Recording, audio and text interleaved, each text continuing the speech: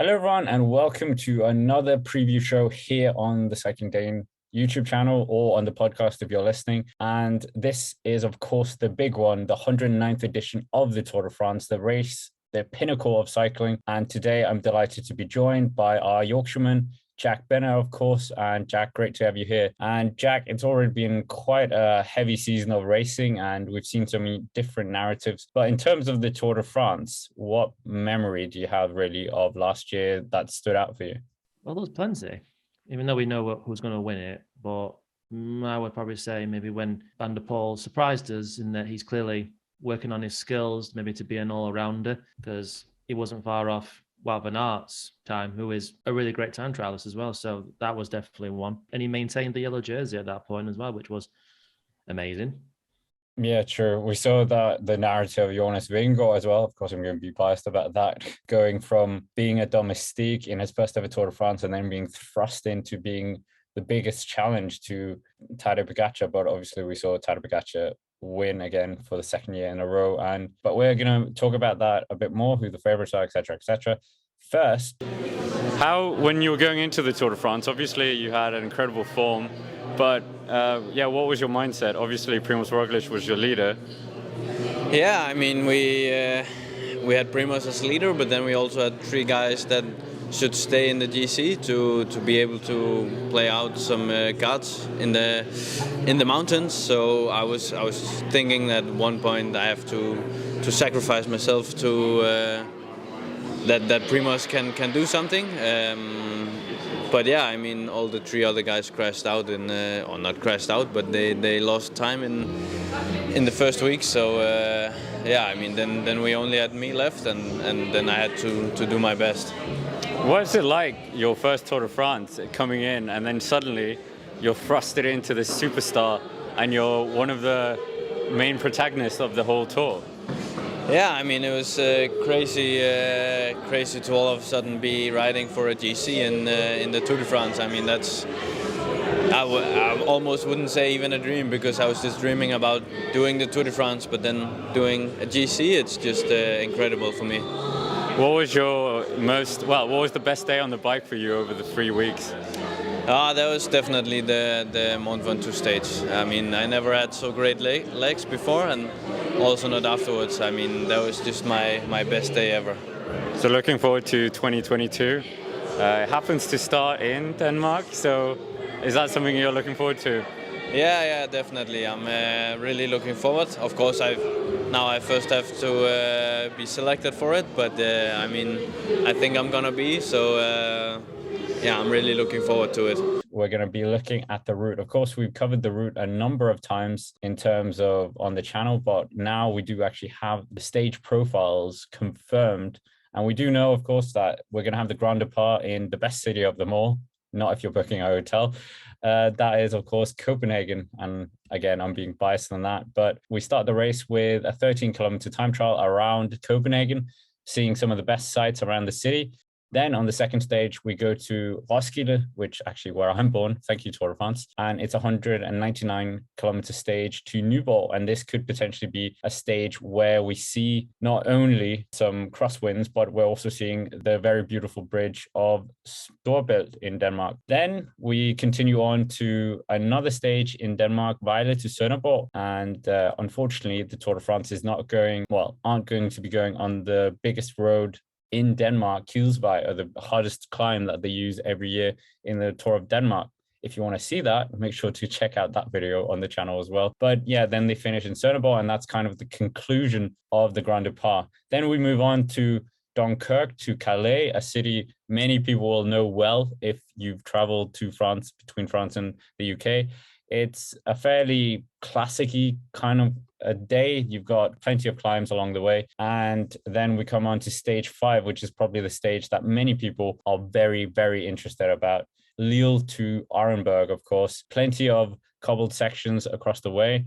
Actually, 11 in total. And Jack, looking at these first 5 stages, do you think we're going to have some big gaps between the GC riders already at this point? Well, that depends on what really happens, because when we go to Arenberg, we're pretty much going to be treated to a lot of horrible roads, aren't we? We've experienced this already, with our little recon. So it can happen that way if there is a lot of what happened last year with a lot of crashes and a lot of, mission mashes and all that. So yeah, that it just depends what happens. And maybe Jumbo Visma will probably learn from their mistakes and maybe look out for a woman wearing a green coat this time. Yeah, well, we've seen plenty of teams kind of preparing for this. Tadej Pogačar went to Tour of Flanders, even though he said that wasn't part of it. He just said he wanted to ride the biggest bike races. But Primož Roglič went to GP Denan, which has covered some of these coupled sectors. So you definitely could see a lot of time loss on time trials and potential crosswinds. We presume Quickstep Alpha and Vinyl are going to rip it up. They've got plenty of Danish riders who are used to riding around Sjælland. So yeah, we'll have to wait and see. But moving on, then we come to stage 6, which is Binchi to Longwy. And again, Jack, this is a very interesting stage with a very, very difficult final sector to the stage. Like you've said, we've experienced this firsthand in Longwy, beautiful place in the world, but this looks like it's a Puncher, Mathieu van der Poel kind of climb here, especially the last 24 kilometers, which are very sharp tooth profiled in a way. Absolutely. This is definitely Mathieu's to take. He is a clear favourite for this stage. It's definitely going to be an interesting one for the punchers to take for themselves because of the steep gradients that are involved when you enter Longwy. Then stage 7 is probably one of the most interesting stages for many people, maybe even of the whole Tour de France, going from Tomblain to not just La Planche de Belleville, but also including that extra gravel sector, La Super Planche de Belleville, of course, that extra bit of section that is absolutely horrible. It's incredible how hard this climb is. And yeah, we'll have to wait and see if that does produce any big gaps in the GC. And Jack, do you think we're going to get a GC battle here, or is it going to be more the breakaway who are going to try and, or allowed to take the victory here? You know what? It really does depend on it again. But this could be the one where it changes a lot for the GC, because this is probably a perfect moment for somebody to, tear it up, like maybe a certain Slovenian or his other older compadre of Slovenia to do something. I probably would reckon that this is going to be a time when the two of them are going to come together and come to blows like they did in the 2020 edition, where they were like literally Titanic duo just fighting it out. So we're probably going to see the same kind of thing of that. And because it is a very difficult climb, we've done it along with the gravel. It's not going to be very nice for them to experience that. So this is going to be one of the hardest stages, not the hardest, but one of the hardest, without a doubt. Yeah, I think you're right about that. So stage 8, the penultimate stage before the rest day, we actually crest over to Switzerland, which is going to be very interesting. It doesn't look like a very hard test for the riders, but there is, of course, a very stern test at the end, 4.9 kilometers of a climb. It averages 4.5%. So potentially we can get a breakaway win here, or some of the punchers duking it out for the victory. Then we go to stage 9, and this is our second mountain stage, 4 categorized climbs along the way, and we have a quite fascinating finish. The Pas de Mongy is the final climb before we get our uncategorized climb to the finish. This could definitely see some of the GC riders coming to blows in terms of on the bike. Then after the first rest day, we're going from Morzine to Megève. And of course, there are 3 categorized climbs before we get to the final climb of the day, 19.3 kilometers long and averaging at 4%. So definitely, well, only a categorized 3 climb. So we could definitely see some gaps opening up here as well. And then the no rest for the wicked, as stage 11 is then one of the hardest stages of the tour, starting from Alpes-Hauteville, a place we've seen plenty of times in the Tour de France, and finishing up Col du Granon. And there are 2 climbs here that are actually above 2,000 meters. We even have the highest point of the race here, the Col de Galibier, of course, getting the Henri de Grange prize as marked the highest point in the race. We're also going to see the Col du Telegraph averaging 7% at 11.9%. But the highest point, the Col de Galibier, is 17.6 kilometers long and averages 6.8%. Definitely a very tiring climb. And the final climb of the day is another HC climb, the Col de Granon, and it's 11.4 kilometers long and averaging an incredible 9.1%. And then just when you thought that was enough for the riders, they're going up the Col de Galibier once again the next day. And we've also got the Col de Croix de Fer, but at the end of the climb, making its return for the first time since 2019, we have the legendary Alpe d'Huez, and this is going to be very fascinating. 13.9 kilometers long, averaging 7.9%. And absolutely grueling here.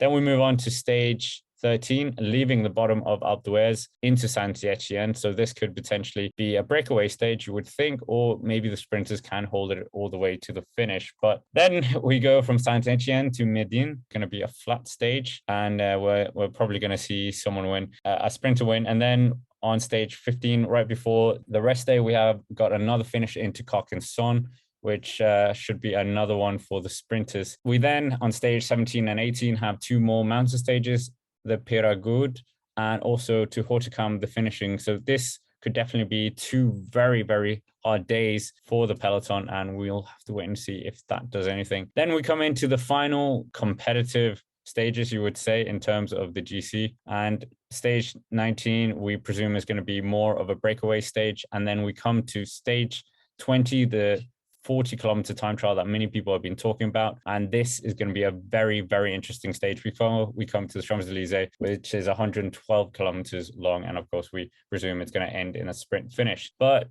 Jack, very interesting route. And what do you think are going to be the pivotal points of the route? The most pivotal stages, without a doubt, well, as we said, La Planche, super La Planche, really, because gravel and steep hills don't really go well. And we've obviously got the stage 11 with the highest point, which will be at 2,600 meters above sea level at the summit. So it's going to be very difficult there because your breathing is affected pretty much when you even reach 1,800 meters. So they are going to feel it.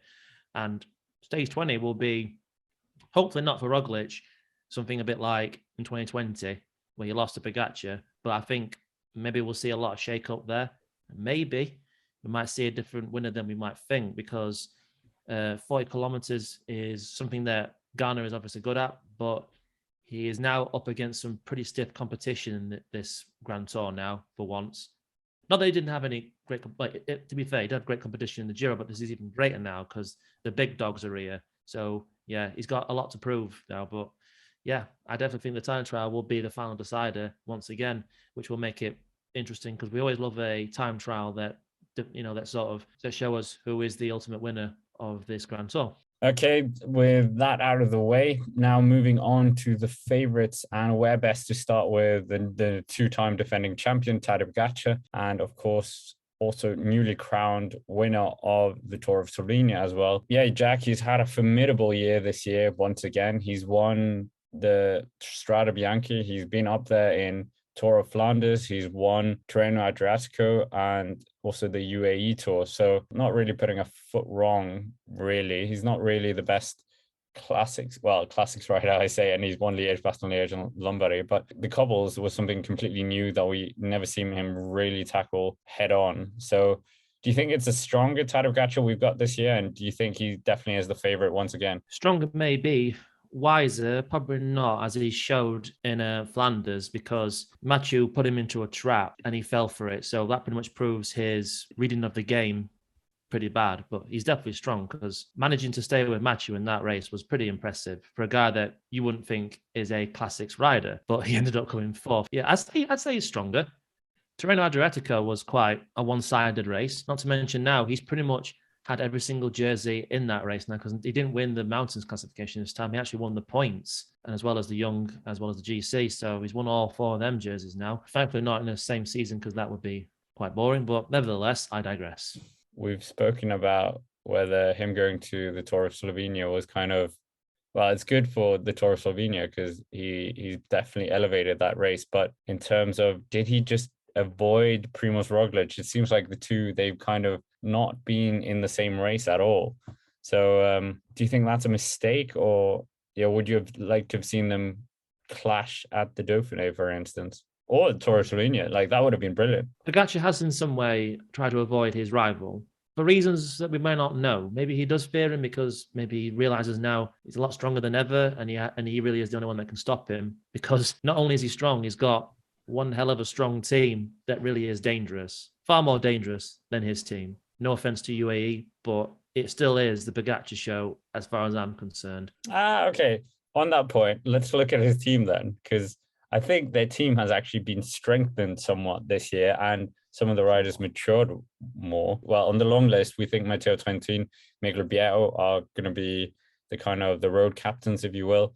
And Mark Hirschi in there as well.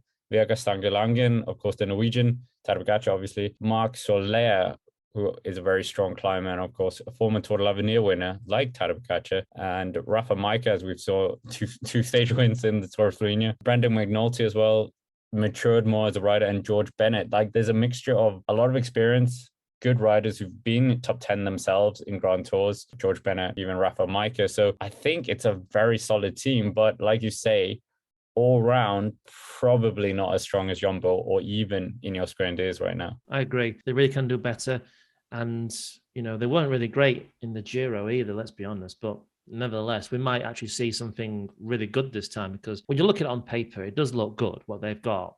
But some of these riders have got something to prove now, because now they're part of UAE, because they were part of different teams before. So they still have a lot to prove, and, a lot to prove to me, because I really don't see, this being a solid team like Bahrain, one of their other rivals, especially Jumbo as well. So, yeah, I think it still is the Pogačar show, and I think Pogačar is avoiding him, but you could say Roglic is avoiding him because he wasn't there at UAE. True. So we really haven't seen them at all, haven't we? Show them what they're made of together. But they do bring out the best in each other, I believe. You can see it as like a Ronaldo and Messi kind of thing. They make each other as best as each other, because their rivalry is what makes the sport so good and so interesting. So we probably will see a great showdown at the Tour, without a doubt. Yeah, that is a very good point. It could equally be Roglic who's avoiding Tadej Pogačar. But moving on, speaking of Primož Roglic, but we're of course going to cover it as they've said they're kind of a dual leadership role here with Primož Roglic and of course Jonas Vingegaard, both of them the last two runner-ups in the last two Tour de France's, of course. And phenomenally strong team on the long list. Thies Benoot, Nathan Van Hooydonk, Christophe Laporte, all of them doing really well in the classic season. Mike Turnison as well, solid rider. Wout van Aert as well. He's been absolutely incredible, picking up the points classification in both Paris-Nice and Criterium de Dauphiné. Sepp Kuss as well, and Steven Kruijswijk, a former podium finisher off the Tour de France. So, Jack, this is just, you can't almost get a better team than this all round when you think we're tackling cobble stages, we're tackling crosswinds, we're tackling all over the place. But we'll have to wait and see if Jonas Vingegaard or Primož Roglic. We saw them in Criterium de Dauphiné where they absolutely wiped the floor with everyone. And I think that was most shown on that final stage where we just had them finish side by side. Absolutely incredible. It is a mouth-watering team, without a doubt. Almost so that I kind of wish there was a team time trial on this point, really, because that would be really good to see how. Exactly. Because if there was a team time trial on this race, Jumbo would be blowing them out the water, because they've got Wout van Aert helping. They've got Primož Roglic, a great time trialist. Jonas Vingegaard actually is quite decent, so he's definitely becoming an all-rounder because of that. After what we saw last year, this is one hell of a team when it comes to all-round and skill, really. So it's just nuts what we're seeing right now. Oh my goodness. ASO, if you're listening to us, take up Jack's advice. Team time trials, we want them back. It's going to be interesting to see what happens. But like the big elephant in the room that I touched on with Patrick in the green jersey video, if you've seen it on the Cycling Dane Extra channel, is of course that Wout van Aert has expressed interest in the green jersey. And Jack, no team has done this since 1997 with Jan Ullrich and Eric Zabel. But how would this work with this team?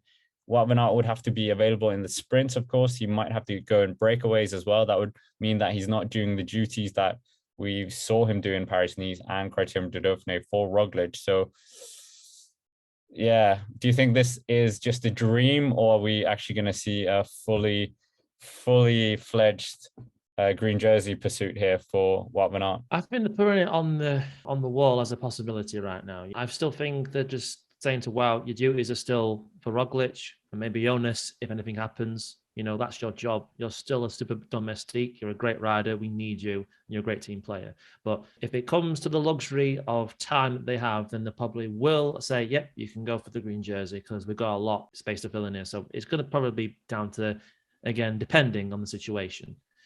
But Wout is a great contender for it, considering what he did last year, both a time trial stage and a mountain stage in the same Tour, not done since Bernardino. So, and the Champs-Elysees win against Mark Cavendish. I know, exactly. That's what I mean with the sprint, so he can do it, because if you can do all that, you can definitely get the points without a doubt. It's no wonder GC guys are usually in the top 10 because they can always be consistent that way.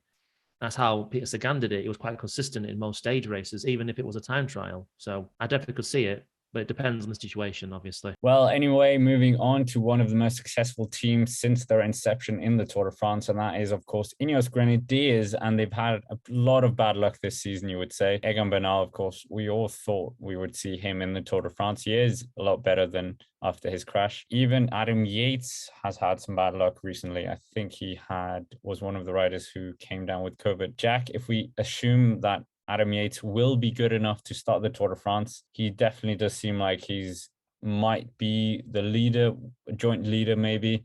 Maybe we'll see a three-pronged attack like we've seen with Movistar when they had Landa, Quintana, and Valverde. We might see it with Thomas, Martinez, and Yates. But Martinez has definitely been looking strong. Of course, he was up there in Paris-Nice and took the Tour of the Basque Country victory as well. Geraint Thomas, very good at the Tour de Suisse, but he is 36 years old. If he wins, he would actually, I think, be the oldest winner, even surpassing Fermin Labotte's record. But Jack, how do you see Ineos Grenadiers? They've got an incredible, talented team. I'm such a big fan of they're almost like the Real Madrid of cycling, if you will, just plethora of talent everywhere. Philippe Ogana coming first time to the Tour de France. We think Tom Pidcock coming as well for the first time. Ethan Hayter. It's such a formidable team, and we presume that they're going to have the yellow jersey in Copenhagen. Yeah, they are the Real Madrid of cycling, except they don't exactly win big as Real Madrid, let's be honest, at the moment. But yeah, there is a great amount of talent in this team. But can I just say, why did you pick the wrong brother of the Yates? Just because he got the yellow jersey doesn't mean he probably can win it. Because let's face it, who won a Grand Tour? Wasn't definitely Adam Yates. I still think they picked the wrong brother, if I must be honest. Adam Yates has been, I mean, everyone will always say that he's finished second in the UAE to Tadej Pogačar twice. He actually beat him in 2019. So people try and extrapolate that 1 week result into a bigger stage race. Of course, he's finished in the top 5 before. He's won the Young Riders classification. But yeah, I don't know if Adam Yates, it's that last time trial as well. I don't know if that suits an Adam Yates. I think Danny Martinez is actually a better time trialer than Adam Yates right now. Geraint Thomas is definitely a better one than both of them, you would think. But if you were going to back one of them, who would you back? I'd say Martinez. He really is really in good form out of all of them. And Geraint still seems to have the skills, but I don't think he can keep up now with the change of cycling. Cycling has changed so quickly in the past few years, and I don't think Geraint can keep it up. And he's getting old, which is another factor as well. It does factor a lot in your performance, unless you're probably Valverde, maybe not. But nevertheless, I would really pick the horse of Danny Martinez right now because he definitely is strong. I can see Adam Yates being a co-leader. He does have the skills, but I still think they picked the wrong brother. Fair enough. But yeah, we could see we could see potentially them going for the team classification and having maybe 2 people in the top 10, but we'll have to wait and see. Next, moving on to a team that have looked very extraordinary. They won the Giro d'Italia with Jide Hindley. Bora Hansgrohe, of course, winning with Jide Hindley, and they look like they're going to come with Alexander Vlasov, who is fresh off, unfortunately had to leave the Tour de Suisse, but did take a stage, looked very strong, won 2 stage races this year. And Jack, do you think Alexander Vlasov could potentially do something here? He's looked very strong, top 5 at the Giro last year. He's really come of age as a GC rider. Vlasov, he's in a great amount of form right now because he's just won Tour of Normandy not long ago, and that was a good convincing win. He took his time and he took it on the time trial, so it shows that he's got great time trial abilities. And when it comes to getting the GC, the thing that stops people from getting the GC is when a time trial comes, really, because that's probably the more important skill to have when it comes to winning the Tour, because we've seen it always change the game in a time trial. It's been like that for a long time, along with the famous 1989 time trial that happened on the last stage with the smallest margin we've ever seen so far as well. So right off the bat from winning the Giro, they're definitely going to be very confident over this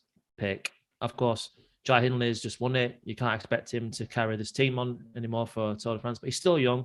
But I could see him, in the Tour next year, probably. Okay, I'm going to hold you to that. Yeah. Yeah, I can see it. He's not going to attempt to do the double. But yeah, it's going to be interesting. But they are bringing Sam Bennett as well, which could potentially isolate him in flat stages. But we don't know. But they're of course not the only team going for flat stage wins and success in the GC. But moving on to another team, you've already mentioned them, Bahrain Victorious. They've looked absolutely incredible this year, and they're just going strength to strength. They're bringing plenty of strong riders in here. Jack Haig, the Vuelta a España podium finisher last year, is going to come back to the Tour this year. Of course, last year he looked in very good form, but unfortunately crashed. And Jack, do you think they can do something here? Dylan Teuns, the Flèche Wallonne winner, is also here. There's plenty of solid riders on this provisional roster already. Oh, absolutely. And it just begs the question, who are they going to pick next? You know, because you can pick quite a few who could come along and help out. With Jack Haig, it was a shame what happened last year. Who knows what would have happened if he didn't crash out, you know, because he definitely is solid right now. He definitely could win the Grand Tour. More likely maybe the Vuelta, but the Tour is obviously a lot harder. And against Rog and Pog, it's going to be a lot harder, but this is one hell of a solid team. This is probably more of the contender for the team classification, really, because when it comes to balance of strength of a team, this is probably the biggest one. It does rival Jumbo, although it's pretty hard to decide who's best. Maybe it's Bahrain, maybe it's Jumbo. It's very difficult to say who is, but I still think that they are the contenders for the team classification because of how solid they always seem to be together. You know, they really have the chemistry, they have everything they need. But to win the GC, maybe not, but we'll see. Last team that we're going to consider in terms of our favorite segment is Groupama FDJ. They're bringing both David Gaudu and Thibaut Pinot, who has actually just recently taken the stage victory in Tour de Suisse. It's going to be very interesting to see if they can do anything. Of course, Thibaut Pinot hadn't won a victory before this year in 3 years, and then now he's taken 2 already. So looks very strong. David Gaudu equally looking like he's more mature as well. So 2-pronged attack there. No Arnaud Démare in that team as well. But yeah, anyway, Jack, if I mention some outsiders and then we can discuss them here. So in terms of outsiders, I've gone from Romain Bardet, of course, who unfortunately had to leave the Giro d'Italia. Jakob Fuglsang, of course, for Israel Startup Nation or Israel Primatech, as he took a victory recently and showed some good form in the Tour de Suisse. And then EF Education Easy Post I put in here. Very exciting team. They've got some really good results. They won the Mont Ventoux Classic with Ruben Guerrero. Phenomenal effort there. Chavez in second place. Just scintillating that effort.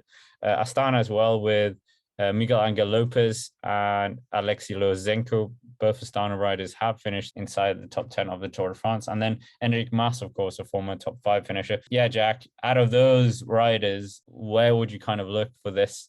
Is that our top 10 riders, or who are you looking that could be potentially challenge the top 10 and even the top 5? I could see Miguel Angel Lopez coming in top 5. He's one hell of a rider. He did win the stage in 2020, which is what I would consider, and many would consider, the hardest climb in all of the Tour de France history, and that is the Col de Loz. You know, it's a titanic climb. And it's when the climbs go above 2,000 meters, he seems to do well, which is no surprise from a Colombian, really, considering their terrain. That's very common with that anyway. So, yeah, when it comes to something like that, he is up there, and he's probably going to win the Queen stage. I would put my money on that he's going to win that. And obviously, I would say his odds are pretty favorable when the time comes. So place your bets when the time comes. But other than that, I don't think he'll make a podium. He probably come 5th or 4th, maybe. But he's open to surprise me, without a doubt. Other ones, Pinot, I mean, I'd love to see that. He's just this rider that you just love to watch. Yeah, he's got the kick to be up there in the top 5, but it just depends if he's actually really on form. A stage win does prove that he's there, but he needs to prove a bit further, I suppose, in my eyes, to be in top 5. Top 10, more likely, I would be honest. Other than that, I couldn't think, personally. It'd just be funny to say Chris Froome, because imagine that. But it's not happening. It's not happening. Oh, poor Chris Froome. Yeah, he is going to the Tour. Who knows really what he's going to do. But yeah, the EF Education question, I think, is quite exciting, with Ruben Guerrero showing absolutely incredible form. Chavez as well. Uran, where is he fitting into that team? But yeah, I think a lot of those riders are going to be here, there in the mix. And it looks like Enric Mas is going to have complete control of Movistar, so he can for sure do something as well. But anyways, moving on to the green jersey, and if you haven't already, check out the green jersey talk with Patrick, so I won't dwell too much on this. with Jack. But Jack, who do you think are going to be the big contenders here? We've spoken about Wout van Aert, that he has the potential, the capabilities, but we got Fabio Jakobsen as well. We've got Peter Sagan, even though we've just found out that he's had COVID, unfortunately, again. So a bit unlucky for him. Sam Bennett, Caleb Ewan. There's plenty of riders in there. And I definitely think it was a mistake by Quickstep Alpha Vinyl not to bring Cavendish as well. I think it's going to be quite one-sided in the sense of Fabio Jakobsen. Everyone will probably say that he's on the cards. Quickstep always are the ones that want to go for the green jersey, as they have Mark Cavendish last year, and then the year before that was Sam Bennett. Yeah, it's probably going to be Fabio Jakobsen. But if Wout van Aert has the time and the luxury, then maybe it would be a bit different, because unlike Fabio, he can't time trial, and neither can he climb. He's a sprinter, so it just depends if Wout can actually do all that while being a super domestic at the same time for the two big stars of that team that he's in. So yeah, I think it's going to be one-sided for Fabio Jakobsen, really, if I'm honest. Peter Sagan's okay, but as you said, he's got COVID now. There's been a massive wave of COVID cases, so it's not looking good for Total Energies, that's for sure. Yeah, let's hope it doesn't affect the Tour de France, that's for sure. In terms of, the green jersey, it could just be a one-sided show, but one rider that you wanted to talk about that we haven't really mentioned, don't really know where to fit him in terms of any box. Mathieu van der Poel, probably not going to go for the green jersey. Who knows really what Van der Poel is going to do, but up there in the Giro, finished his first ever Grand Tour completely. And last year, of course, was a breath of fresh air, to say the least. Really showed, raced with his heart on his sleeve, if you will. Yeah, Mathieu really is growing and growing. Like I said, his time trialing has gone great. Some people seem to have not caught on this. A top 5 in his first Grand Tour time trial in the Tour de France. Just coming in close with his rival, who was a real proper time trialist, and coming second in the Giro time trial. And he came third in the final one, which definitely shows he's getting better. But you got to take into consideration, there wasn't that many people that was in competition, like stiff competition against him in the time trial. Tom Dumoulin might be considered stiff competition, but he's getting a bit old. There's not really much that he could have gone up against. So he's up against a lot of great competition this time, but he still did very well in the Tour time trial. So give him that. Probably could go for the green jersey, considering that he's done well in the time trials. He can climb if he wants, but he really just goes for stage races this time. He's just a stage winner. That's what Alpes and Phoenix are. They go for stage wins. They're not going to go for anything else because they probably don't feel confident to do a points classification or a mountains jersey, put it that way. Maybe a team classification they could go for one day when they get better, but who knows? But right now, I don't think they can go up against any classifications at the moment, but just stage wins because they've got the team to do it. Yeah, exactly. I think you're right. It's going to be stage victories from him. But with that, we move to our favorite part of the show, the predictions part. And we might as well start with. Well, let's not start with the yellow jersey. We always do that. And let's start with the lesser classifications for once. And Jack, who's going to be winning the points classification jersey this year? Straight away, then I'll just say Fabio Jakobsen. Yeah, Quickstep definitely really go all out for the green jersey. They really are hard to beat at this point. So I would say straight away, it's them with Fabio Jakobsen. Okay, fair enough. I'm going to go for Wout van Aert and have this yellow-green jersey dream still alive. Going on to my favorite jersey of the tour, the polka dot jersey. And this is, we haven't really covered who the favorites are because it can be anyone. And in the last 2 years, it's been won by Tadej Pogačar. So, Jack, do you think it's going to be a hat trick for Tadej Pogačar in this jersey? Oh, it probably is because he seems to be just very dominant. It seems like it's going to be his. He's a strong climber. He seems to be able to destroy other climbers, like Carapaz and all that, who was probably more of a favourite to win it if it was in this tour. But, he's not really looking good these days anyway. I'm pretty sure he's not happy about what happened in the Giro. But nevertheless, it probably is going to be Pogačar. But if I were going to say somebody else, you might like this one, but I could see Vingegaard maybe even take a great climber.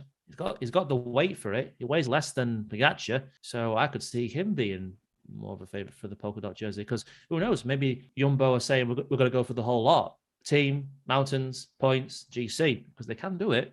Yeah, true. GC like GC with Roglic, points for Wout, polka for Jonas. They got young people in there, but that'll be more difficult because Pogačar still is. Yeah, that's not happening. So probably will be Pogačar for the youth, but anything's possible if you put your mind to it. Okay, we won't cover the youth classification because you've kind of just said we're both assuming that is going to be Tadej Pogačar if he stays on his bike. But in terms of my pick for the polka dot jersey, I've been quite sad that the breakaway riders haven't really taken the opportunities. They've not, it seems like Pogačar's just basically won it because, no one's really had like a 3-week pursuit of the jersey. But I think it's going to change this year. And I think potentially Thibaut Pinot could win it. Or it could be Romain Bardet, who's won it before. But my guess is Pinot.